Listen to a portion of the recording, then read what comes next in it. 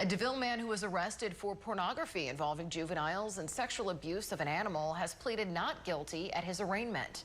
27-year-old David Buckley Roberts was booked by the Rapides Parish Sheriff's Office after they received a complaint about the distribution of child pornography. They investigated the case with the Attorney General's Office Internet Crimes Against Children Task Force. Roberts, who formerly worked for the Ball Police Department, tendered his resignation ahead of his arrest.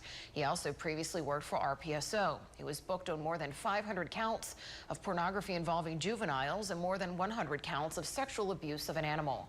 Now, when the case went to grand jury, he was formally indicted on 4 counts of pornography involving juveniles and 5 counts of sexual abuse of an animal. A trial date set for November 8th. That case is being prosecuted by Assistant DA Kelvin Sanders, and Roberts is represented by Public Defender David Karst. Judge Mary Doggett is presiding.